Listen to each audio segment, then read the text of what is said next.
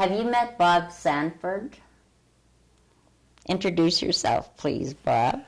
Well, first, allow me to say that I'm just thrilled that you would take an interest in my journey, and I'm particularly thrilled that two people who have been part of that journey are here with me today, you and Glenn Crawford. And this has been a marvelous journey of over 50 years, and I have arrived really back at really understanding where I came in the first place, and I now hold a chair, the Global Water Futures Chair in Water and Climate Security at the United Nations University Institute for Water, Environment and Health. And what's interesting about that is that I did not have to leave here to accept that enormous opportunity. Where I live here in these mountains is the epicenter of global warming and climate change, certainly in Canada. And the mountains of the world are the epicenter of climate change. And that they are warming as fast as the Arctic, and it will be in the high mountains of the world that we see these changes most immediately and most dramatically. Yes, and although your job, your position, standing is on a global level with decision makers from around the world, you still make your home here in Canmore. Tell me why. Well, first of all, I have insisted always that we need to stop moving around and restlessly changing our addresses and trying to seek a place in which we belong. And I have always sought to establish a deep and enduring sense of place where I live. And the only way you can do that is to dig in, to make where you live home, to become native to place, and to have a deep feeling for the people who live here, and in particular the landscapes. And for me, it has been a long journey hoping to be able to help create a culture here commensurate with the remarkable nature of our landscapes. And again, it's important, one can be working globally, but one also needs to be grounded locally. And I think it's really important to see the global in the local and vice versa. And this is one of the places, because it's so cosmopolitan, so dramatically beautiful, and so ecologically important, that you can do that. Yes, so take us back to the 20-year-old Bob, and when you were park interpreter, and your origin story, as I call it, on the Columbia ice field. I think it's quite interesting how much I owe the National Park Service. When I was 20, I was taking chemistry in my second year at University of Calgary, and I had a real interest in archaeology, and I had signed up for an archaeology field school in Guatemala City, and then the violence broke out, the troubles began. A German ambassador was shot in the main street of Guatemala City, and all of the field trips were canceled, and I was left without a job. But I remembered that April I had applied to be a park interpreter. I didn't know what it was. And then I got a call out of the blue from someone who said, this was the National Park Service of Canada at that time. We would like to offer you a job as a park naturalist in Banff National Park. But before I could answer, she said, I want you to know, however, that you were not our first choice. And I think that she was completely right, because I didn't know the difference between a goat and a sheep, or a wolf and a coyote. I didn't even know the difference between a muskrat and a beaver. And yet I said eagerly that I would take the job. And I think in order to make sure that they protected themselves from the liability of how little I knew, they transferred me to the northernmost warden station in Banff National Park, where I was to interpret in the northern part of the park, including the Columbia ice field. And my John White used to call it your rebirth story. It happened largely because of my inexperience. And what happened was that the friend of mine, my partner, had a number of friends who were mountaineers, and one evening they came over and showed their photographs of climbing. And I had no experience whatsoever. I'd never even backpacked. And so I decided that with them I would make my first backpacking trip across the Columbia ice field. And of course when you're 20, well, how big can an ice field be, right? So you can see where this is going. And this story must be told in the context of it being a story of absolute incompetence and inexperience. It's only because of youthful good luck that I'm here before you to talk about it.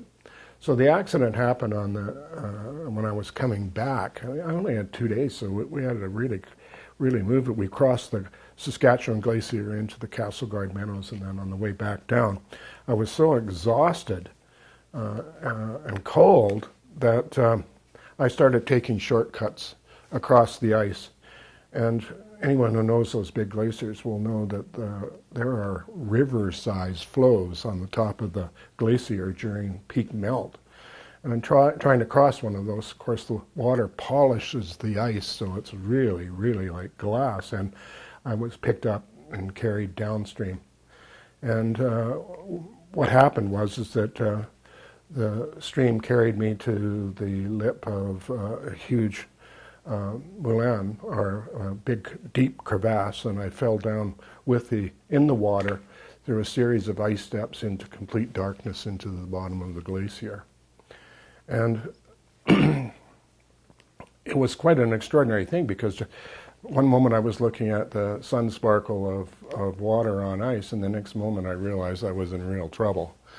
And the real difficulty was that there was such a small distance between the top of the water and the bottom of the ice. And I kept scraping into the walls of the ice pillars at the very base of the glacier, and they had embedded all sorts of gravel. And then I was moving very rapidly because the subglacial stream really was very powerful. And just when I was about to enter into abject terror, the strangest thing happened. The ceiling of ice started to glow, and at first it was a pale green and then a brighter blue, and then I saw rocks suspended in a ceiling of light. And what had happened is that I was approaching the terminus of the glacier, and then the water poured out of the snout of the glacier to form the North Saskatchewan River. And I was on the wrong side of that river, and that's where my problems really began. But it's not unusual, and I've learned this from so many people, that a lot of people have had transformational experiences that involve water. In the East, it could be something about canoeing or in a lake or a near-drowning circumstance. And here, of course, ice is one of the most remarkable things, but it's dangerous. And I had my life all worked out. I had picked a wife. I was going to get a PhD in chemistry. To give you an idea of the period it was, I wanted to own a wood-paneled Ford station wagon, and I wanted to live in Chinook Park in Calgary. And what happened is that I was so shaken up by the accident that I really changed my direction. And at first I didn't want to be in the mountains anymore, but then I realized that there was something powerful drawing me back to them. And that's when I realized that I had to go and find out what that meaning was and to explore those landscapes. Now I knew how dangerous they could be. I wanted to see the other side. I wanted to be fulfilled and influenced and inspired by the profound nature of place and the dynamics within it. And I wanted to learn everything I could about it. Unfortunately, after that, I was transferred to Jasper. And of course, then the Columbia Icefield was in my domain. But more importantly, going to Jasper was that I discovered a cell of outstanding people who did excellent work and who fed on one another and who were managed by an executive who managed to make sure that he isolated us from any distractions from our creativity. And none of us had to worry about working 37 hours a week. It was keeping us under 60, And that's one of the things that really inspired me, and it still inspires me still.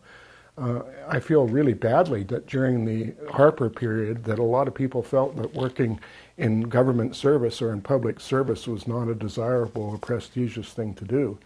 In my young experience, it was really desirable and truly noble to give your life to public service.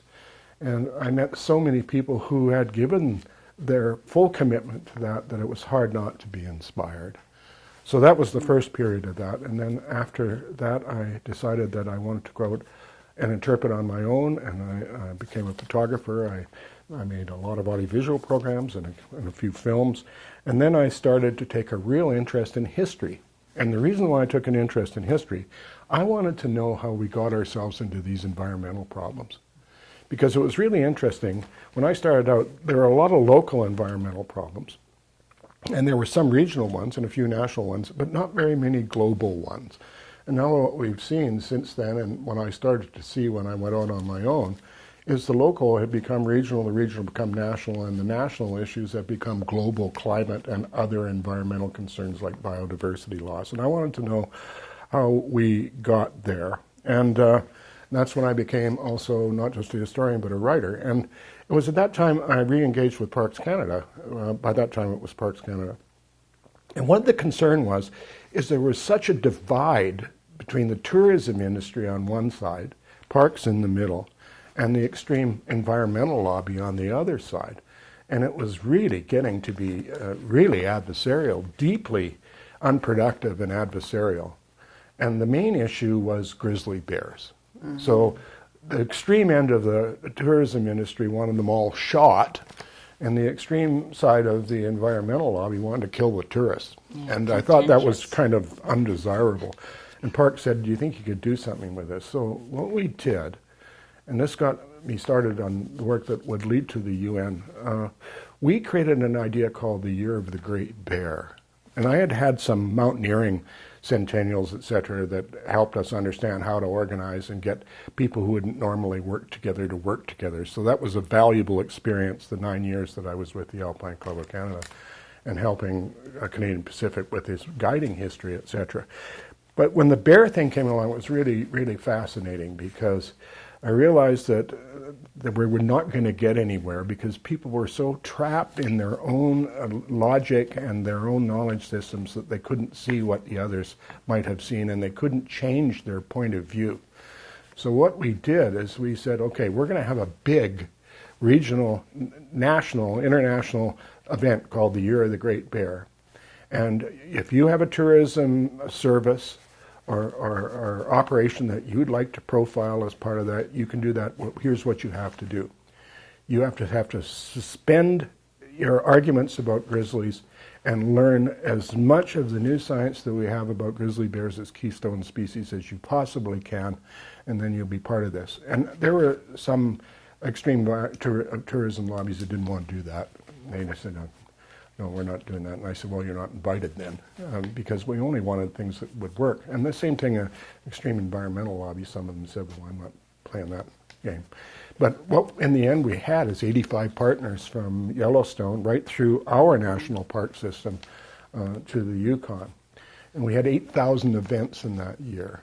And one was at the Whyte Museum. It had an enormously successful bear exhibit with some extraordinary indigenous artifacts associated with the bear. And what was successful about that is that we proved a number of things. We proved, first of all, that unlikely partners really could work together if they suspended judgments and differences and listened to a new way of framing the issue. So we learned that. The second thing we learned, and we learned this largely from the people who attended these events, that intact ecosystems and signature species are going to be more valuable now and in the future than we can even begin to imagine today. And that was really helpful because it made people realize that we've got to learn to manage and live with bears. And that was the final really important thing that we learned. It was possible to live successfully and securely in and around grizzly bear habitat. All you had to do was want to. And that led to a lot of the waste management garbage policies that you see even in satellite towns like Canmore and Golden and others, because we could see that it solved a lot of problems, not just that. Mm-hmm. So, and because you were able to do that, to make both sides over this contentious issue, it led to you actually the 2002, the Year of the Mountains. But before that, I want to ask you, because it was the year of the bear, Do you have a good bear story? Oh, I do. Yeah, I haven't told this very often, but I was really doubtful about this because there was so much animosity, and I wasn't sure that I could marshal the kind of support and logic that would allow us to overcome that divisiveness. And what happened is that one night about 2 in the morning, my neighbor across the street phoned. I was unlikely to get a call from my neighbor at that. I thought something must be really wrong. And he said, "There is a grizzly at your front door. Go look." And I figured that's a sign. And I thought that, well, let's go, and we'll see how that one works. And it certainly did. And we published a book on the Year of the Great Bear, and also more than that, so much goodwill was generated that when the Year of Mountains came along, many of the same partners says, well, this works. We should continue doing this, and we should build on these relationships and build on cooperation.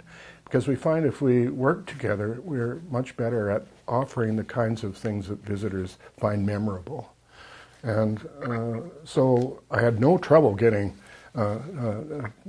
takers for the Year with Mountains. And what was really interesting, because Canada decided to do that UN International Year of Mountains, and I know why, because they felt among many of the member states that they had protected mountain regions in this country fairly proportionately, and they were proud of that and wanted to profile that globally. And certainly it was easy to do. So we then had the mountains of Newfoundland, we had the mountains of the far north, and the West Coast mountains, and all of that. So it drew more people together, and we began to see ourselves as a mountain nation. And again, the work that I had done with the Alpine Club was really helpful, because I knew a fair amount about the mountaineering history and the aesthetic behind it, and that could help us drive new appreciation for what was happening in mountain landscapes and how to protect them. But what was really interesting about it, and it went back to my glacial experience, was water. All of these places were headwaters. Headwaters often of the most important rivers in the country. Certainly the Mackenzie, the Columbia, the North and South Saskatchewan systems all have their origins in high mountain headwaters. And one of the things that I noticed was that as soon as that water left the national parks, it was subject to the same kinds of contaminations and unwise use that had led to global water crises elsewhere. It was exactly the same thing. You could see that while we protected the rivers inside these boundaries, once that water left, it was into exactly the same situation that had caused problems so widely. So next year, that came along the UN International Year of Fresh Water. Mm-hmm. We're kind of going, well, who wants in on that? But I'll find out about water if I put us in. This was interesting because one of the things that we had learned was that 1 year was too short. And the reason being is that it was hard to get the partners to know one another in 1 year, especially if you really expanded it to more national perspectives. And the other thing, too, it took a long time to get the media on side, because it takes time, because you got to know reporters for the Craig and Canyon and the Herald and all the big newspapers. And so we decided to make that the International Year of Fresh Water and Wonder of Water celebration. And it was stunning what happened, because people suddenly realized, wow, we are water, and water is our way of life. And this is really, I didn't know this, but this is really significant. And our water resources in a lot of places are under a lot of pressure and a lot of stress. And we also learned that, and this is something I had talked to you about before, is that talking about water was a perfect vehicle for talking about, but not talking about, climate change. And a funny story I have to tell about that is that as part of this, I needed the help of the federal environment minister, who at that time was John Baird under the Harper government, and I knew it wasn't going to be easy to get their support. And I was told that the person that you got to have bless you even to get a meeting was your own MP, and our MP was Myron Thompson. He was notorious. The CBC used to just rake him over the coals as the most redneck person in the entire constituency of all the Conservatives, and he was quite a character. And I got Glenn Craig, who was the mayor here, because he knew Myron very well, to set up a meeting, and it was at his restaurant. And I remember walking through the door, and he looked up, and Glenn said, "That's Bob," and he red face stood up and said, "I don't believe in that climate change. None of my constituents believe in that. Just know that." But I'd also kind of checked him out, and I said, "Well, Mr. Thompson, how are you on water?" And his face got all red, and he used to have his button shirt really tightly done, and I thought the top button was going to blow off and go through the drywall. And he was so agitated. "Water, well, water. My father was the water master for Colorado. Sit down." And a week later, I had my meeting with John Baird, and he went to it with me in Ottawa, and he supported it. So it showed me, and it's been shown to me so many, many times, that you can get at climate issues without talking about climate if you talk about water. Mm-hmm. And that was a powerful vehicle and a powerful understanding for many of us.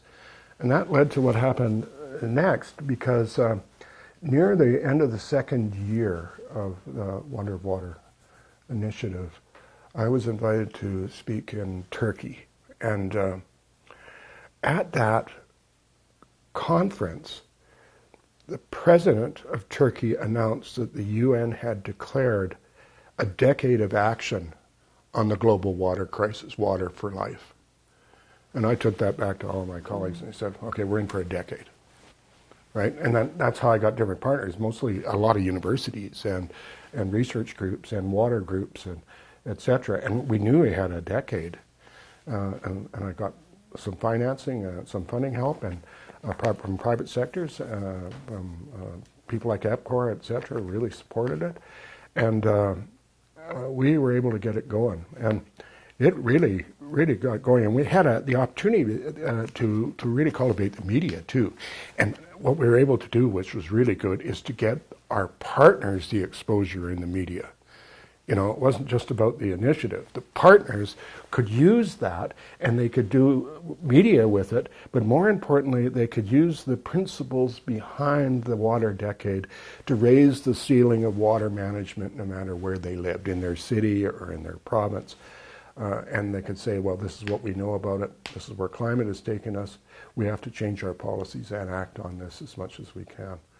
And it's been of limited success because of the denial of climate change, et cetera. But a lot of people became very aware of water as a result of that. And that led actually directly to some very interesting things, because during that time I did more than 500 public presentations and tens of thousands of people.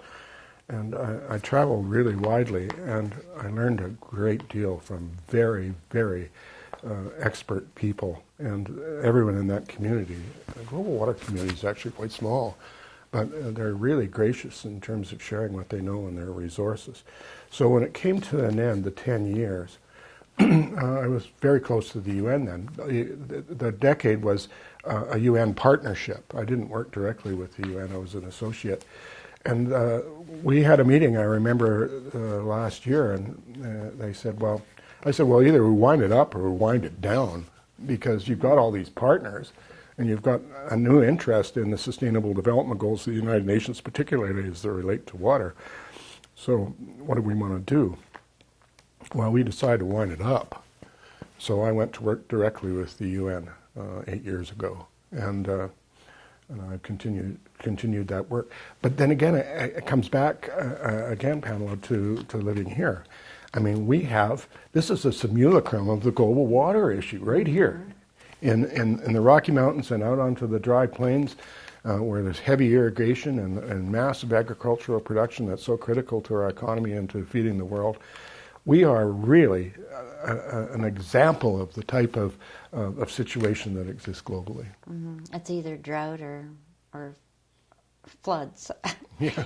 I Well, want and to get back we've to certainly that. seen what's happened since, and Yeah. all of those issues have really accelerated. I want to find out about that grizzly at the door. Are you going to tell us? Well, I don't know why that happened, but I just said it happened to me was a sign.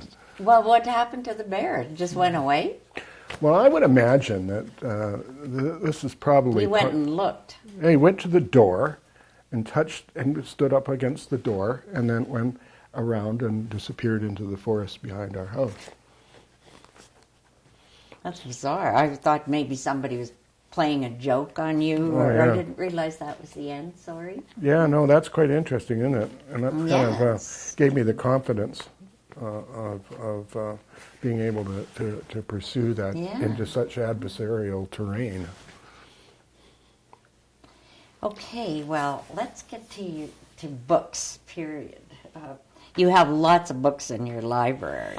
Well, I can blame downstairs. John Whyte for that and the Whyte Museum. Do you know why I have such a large library? Because the hours of the archives at the Whyte Museum didn't fit with my schedule, so I ended up having to get my own archives, and that's what started this. And now I've got 16,000 books, and I don't know what my kids are going to do after I pass away, but I imagine that people don't read so much anymore, but some of them are important from an archival point of view. But it's also because you're a researcher. Yeah, I know. that's right. You read all those books and you're looking for material, feeding on ideas, and for your next book. Well, I think that's really important because people look at that and go, well, if you read all that, well, no. I mean, a lot of it is, as you say, reference material, and I've collected a lot of that on water and climate. Now, again, John Whyte was notoriously influential in that because, I mean, he insisted that many of his friends read as much as he did, and that was hard to keep up with him. But that's one of the reasons why I so much appreciate John, and also have such a long and really memorable relationship with the Whyte. First, we'll talk about the Whyte, but first of all, here are some of your books, and you've written 35 books. Well, written or co-authored, or in a couple of cases edited. I'm surprised at that myself, to be honest with you. Yeah, that's a huge amount of work. Well, some of them are life works too. The one that I recently published, Vanishing Glaciers, the Snows of Yesteryear and the Future Climate of the Mountain West, is really a sum total of all my work on ice. And, I read that one. And on glaciers. And it is to the Columbia ice field that I return annually to make sure that I renew my faith in place and, despite all the changes that are taking place, be positive about the kind of future that we might have if we pay attention to creating a culture commensurate with the spectacular nature of this landscape. Let's talk about the Whyte Museum, because you've had a long history with it. You had a lot of friends there. You were on the board, weren't you? And you exhibited a lot. I remember you and Vi, especially around exceptional past, because Vi had written a song and she sang it, and I loved that. I loved listening to it, and you did a lot of work setting up things and getting things.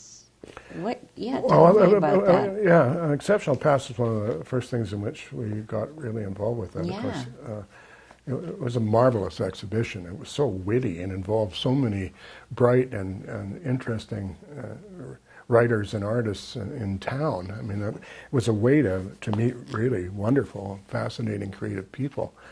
But going on with that, I was very lucky to be invited often to either give presentations, especially after foreign travels, especially to mountain places like the Himalayas, give presentations there. Also had a very large and successful map exhibition there. I have way too many maps, as my wife says. She says my library is a library that has gone to seed.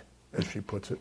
But the Whyte has always been that. And the other thing, too, John Whyte used to have a reader series, and he got a Canada Council grant. It looked to me every year. I don't know how he did it. Well, I know how he did it because he was who he was. But you get poets and novelists, world-class Canadians doing that, and they would come and read the Whyte.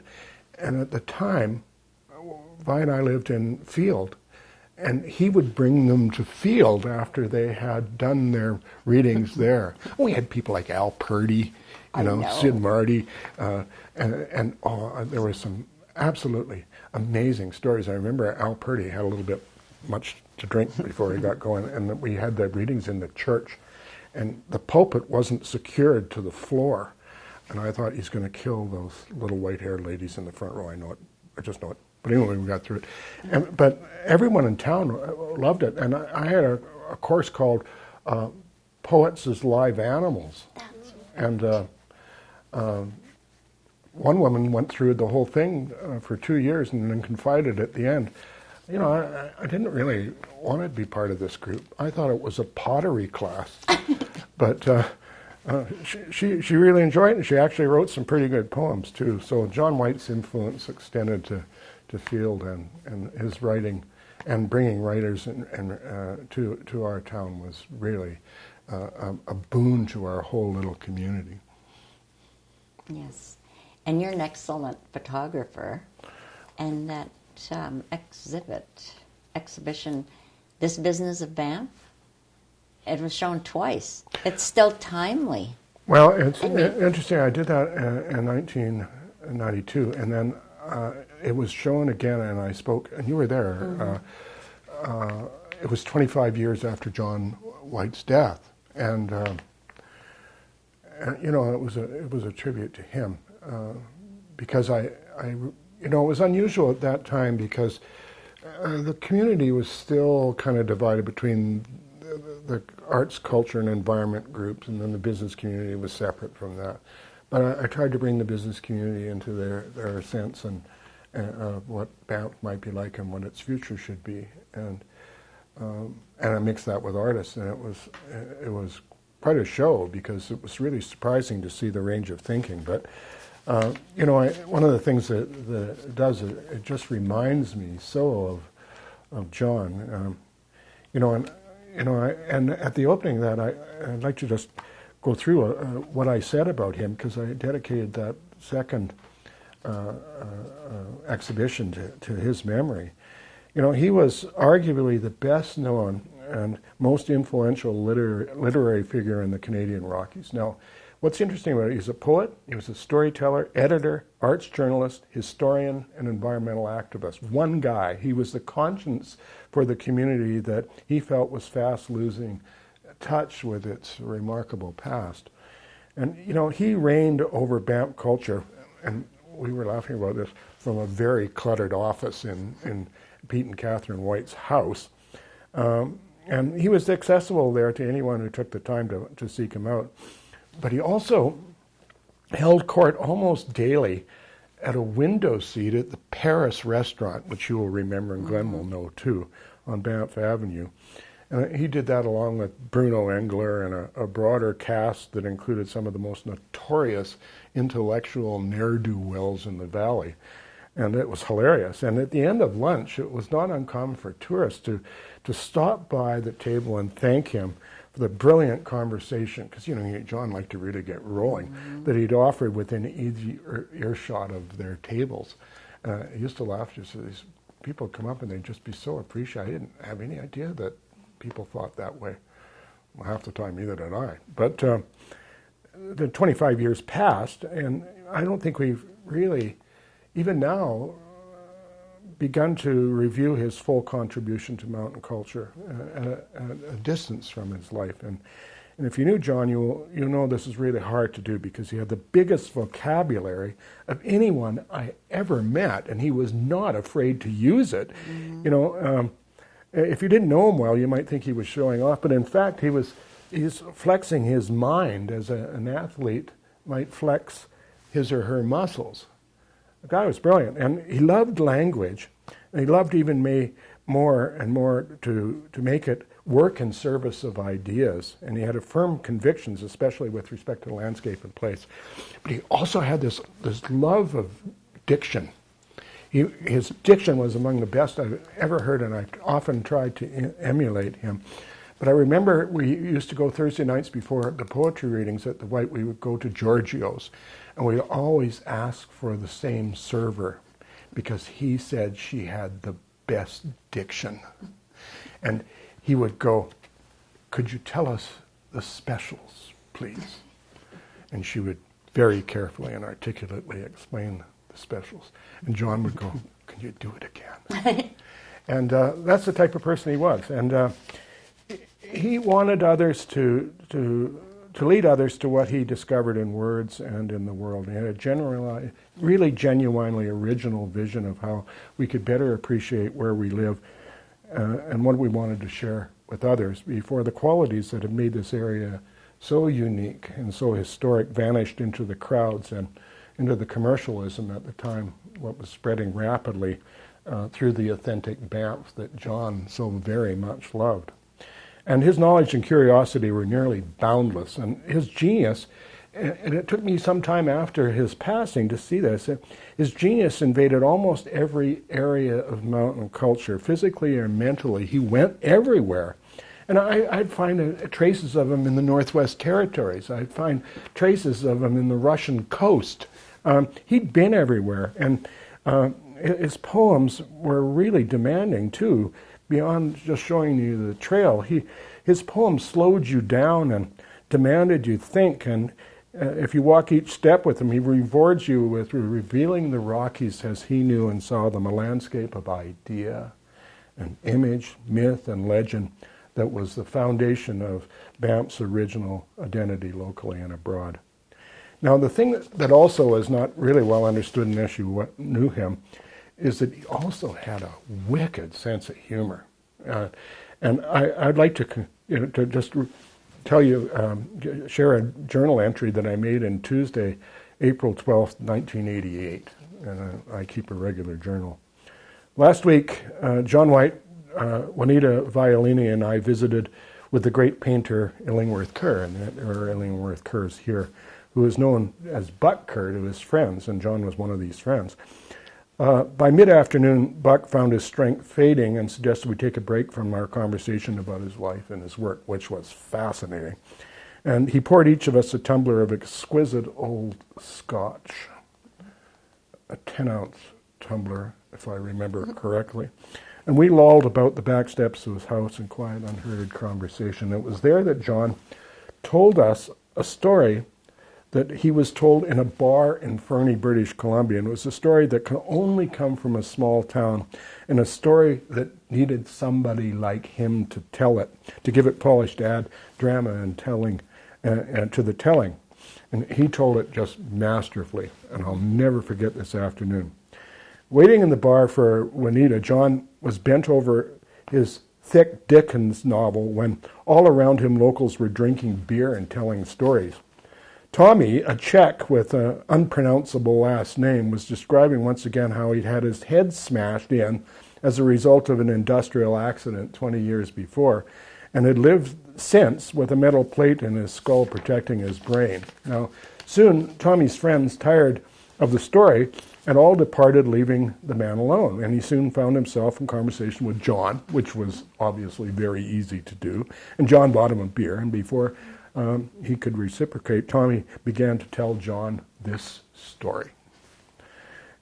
It appeared that the town of West Fernie still owned and operated an actual steamroller, which is to say one that actually operated on steam. And on the day this story took place, the steamroller was operated by one Dan Danielson, who was rolling asphalt on the street where Old Man Herkimer lived. And it so happened that Herkimer had two Irish setters who set to barking at the noisy contraption rolling back and forth in front of the old man's house. And one of the dogs, perhaps failing in its excitement to notice the speed of the oncoming machine, fell beneath the great rollers. And as the contraption did not have a sophisticated braking system, It took some distance for Danielson to stop the machine.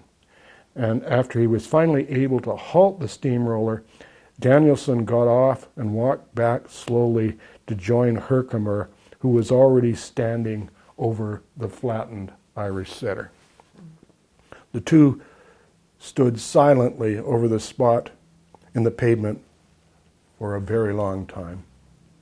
And then, without looking up, Danielson announced slowly to old man Herkimer that that is the longest dog I have ever seen. So how can you not remember a story like that? You know, it's an art to tell long jokes, right? It's an art to yes, engage and he people. could do it with his diction. Well, with his diction, you just sitting there on the edge of your chair. Okay, what happened to old man Herkimer? Yeah, yeah. So that's kind of the foundation of my relationship, not just with Whyte, but with Banff. Mm-hmm. And John, and your art, I have to allude to these Illingworth curves and to this photograph. It was taken at the Whyte, and it's you, John, and Buck. God, I looked at that photograph, and it just brought back so many memories. I so miss that man. Oh, I do too. So, what about all this art? It's mountain art. What? Well, you know, Carol Picard, who was the founder of Rocky Mountain Outlook, came over one day and he said, you know, this place is really interesting because, you know, you have paintings inside of what's outside. And, and she's really right there. But the thing that I really wanted to do, well, first of all, I love beautiful works of art, but I wanted to make sure that we supported local artists. And that was one thing that John and the Whyte were quite clear on, too, that we had to do that. And one of the things, I didn't expect to have this much art. We just had it evaluated. There are 1,000 pieces of art in this house, including glass, and sculpture, and ceramics, and other forms of art. I never intended that. I kind of thought I should have just kept going to the Whyte instead of trying to create my own. And but there are a lot of things that are very personal about this work. For example, I did a film on Walter Phillips, and so the Phillips family gave me that remarkable Phillips work. And meeting almost all of these people who, and having more than just buying the painting from Canada House, although that was an important place for me, it was always wonderful, and I learned so much from talking to these people. And I think as you get to know more artists, you cannot help but absorb a lot of the passion and authenticity, because I think now more than ever art and artists are important, because we look at the crises that we face, for example, climate change, and scientists are unable to tell the story completely in a way that will convince us all. We need artists, and artists,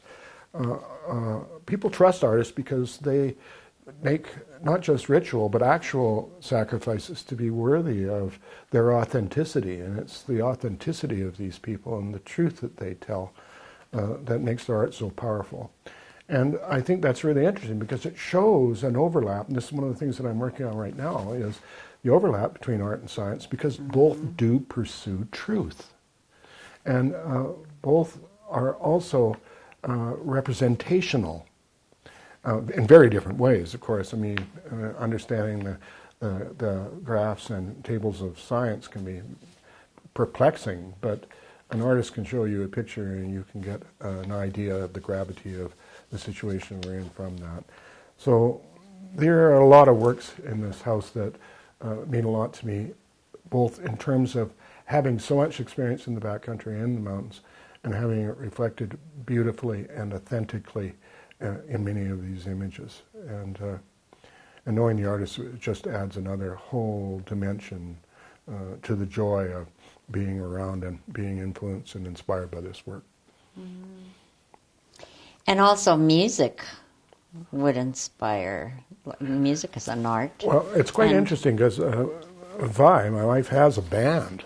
It's called Vi's Guys. And they've been playing for 5 years. They're pretty good too, if I don't mind you saying. I'm their #1 fan. They know that, so I'm biased. But I wrote that book because they would dedicate a song, no matter where I was in the world. If they were jamming, they'd get on the phone and play Rain Coming Down, Creedence Clearwater Review, Clearwater, because they knew I loved that song. So I'd hold it up wherever I was. These guys would sing it. And now our daughter has a band too.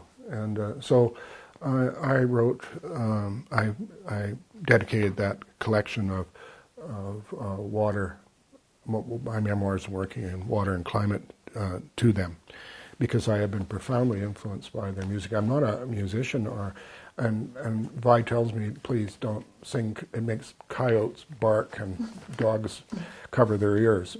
But I know how much I appreciate and how much solace that music has provided, particularly during COVID. COVID, yes. We didn't talk about COVID much, but I'd like to talk about why Canada needs its own national water agency, and that's so important.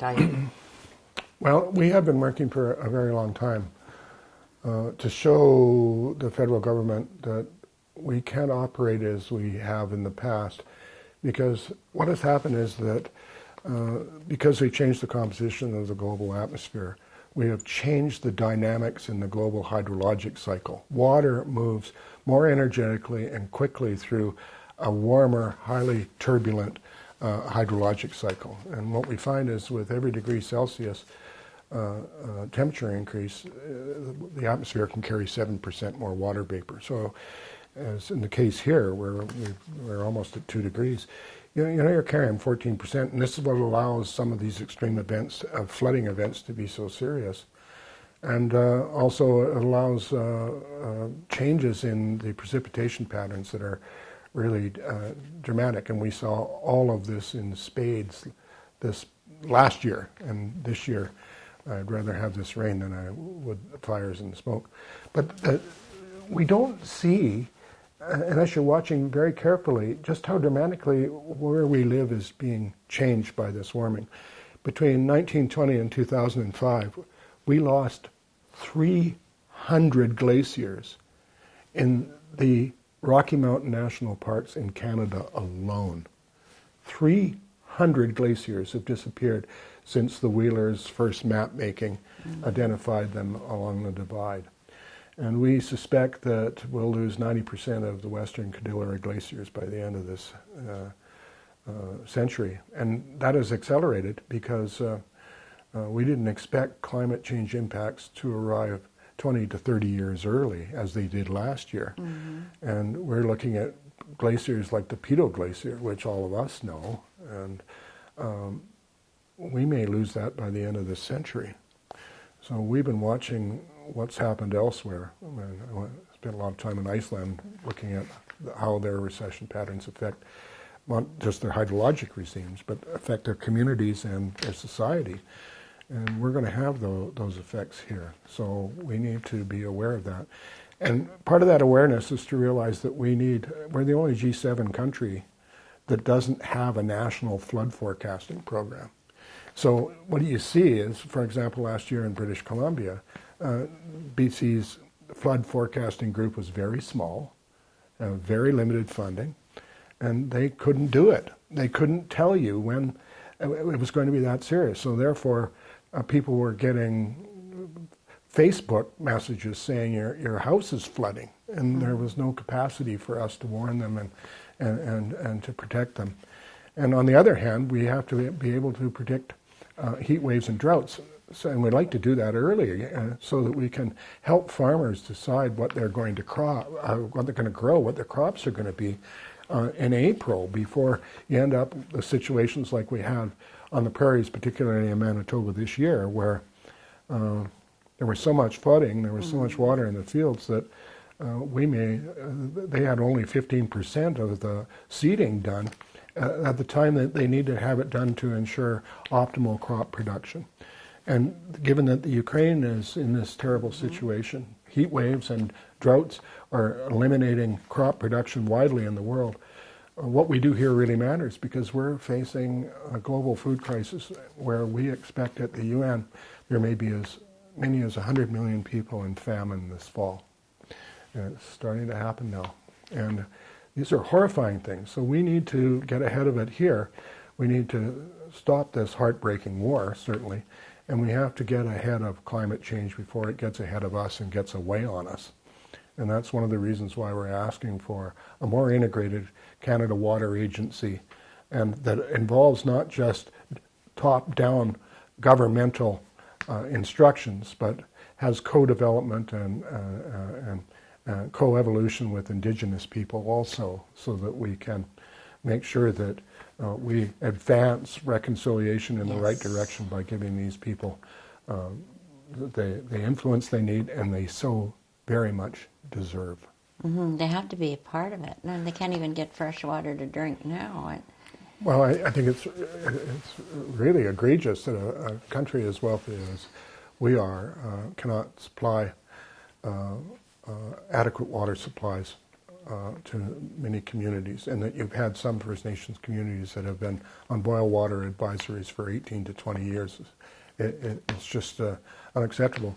The other thing that I think is really important about that, when we look at places like this, there's been a lot of new science that gives us real hope in terms of beginning to really fully grasp our circumstance. A UBC researcher named Suzanne Simard has published peer-reviewed research that gives clear evidence that trees have intelligence, and that forests, in fact, have a form of sentience that we haven't been able to regard or measure, because it takes place over a temporal time frame to which we are not privy and haven't been able to understand.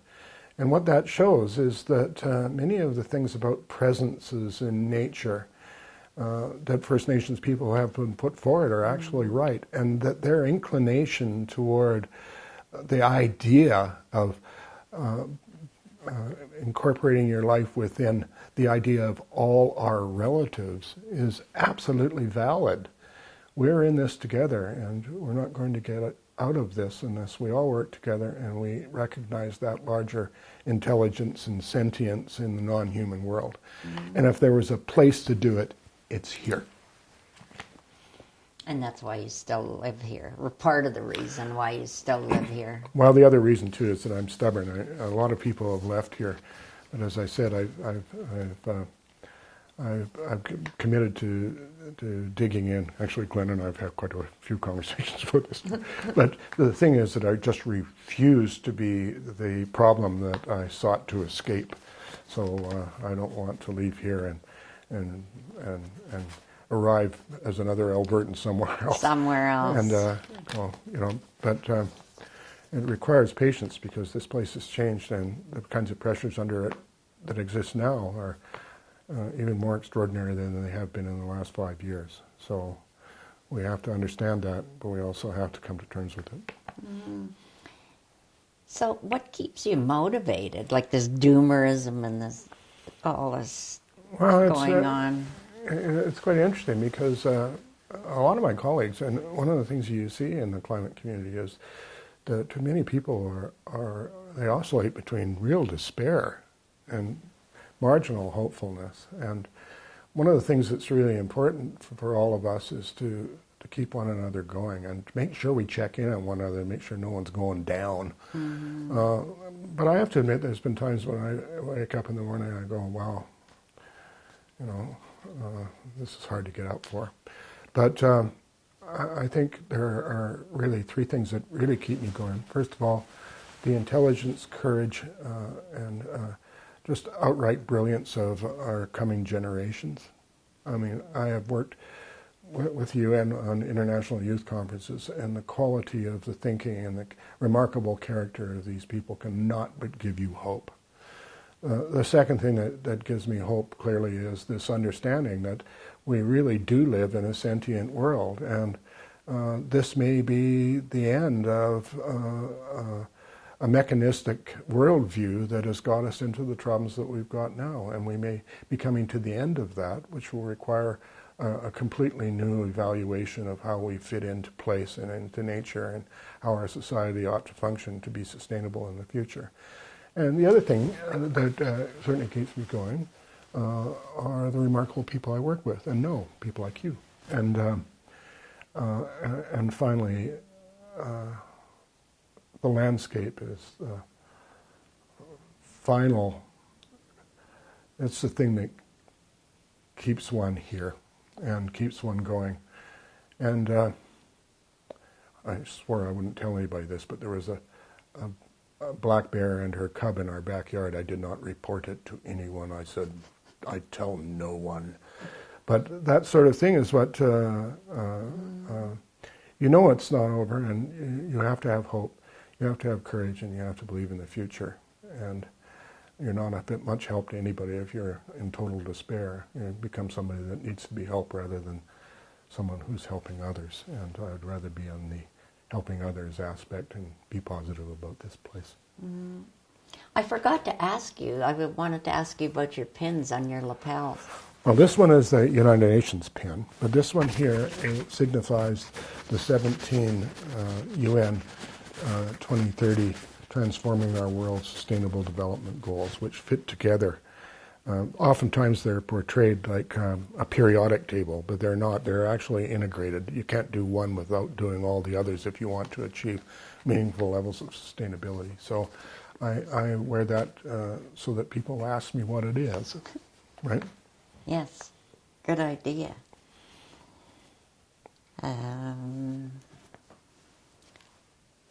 Thank you so much, Bob. There's parts of you that we didn't cover, or uncover. I mean, you're such a wit, and you're a hell of a lot of fun too. Well, you two are. You two are also. hard not to get going with you two. Oh, I love you. Thank you. Great pleasure, and thank you for including my journey and what you're doing, and thank you both, especially for being part of it.